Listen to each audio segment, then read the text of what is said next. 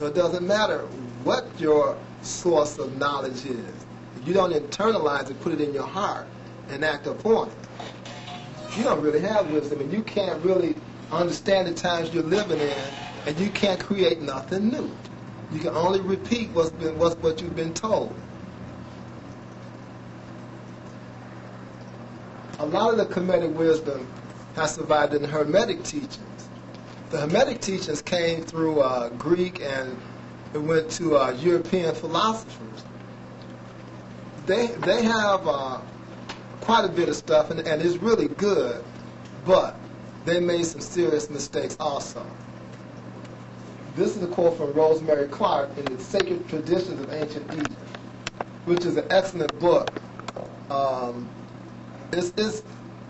She goes through some of the temple practices and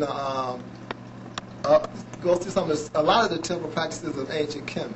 And it's a book I really advise you all to get. Rosemary Clark said, though the Hermetic writings reflect the fundamental worldview of Kemet, they can convey an erroneous theme of spiritual teaching to the casual reader.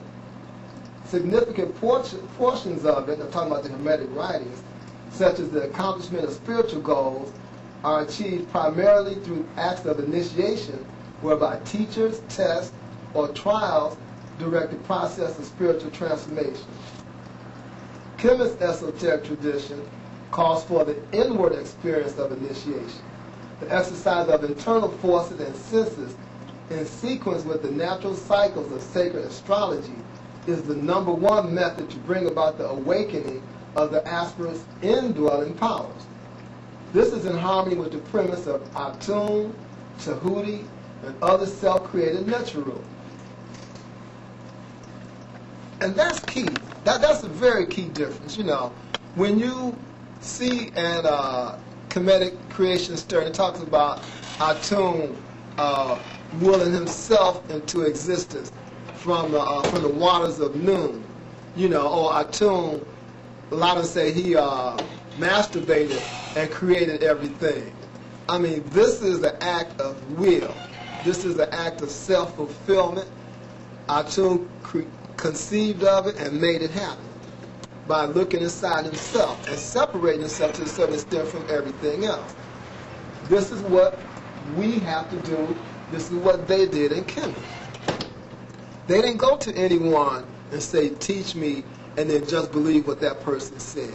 If that person didn't help them look inside themselves to find that person's individual path, you could just be off on a ziggity boom.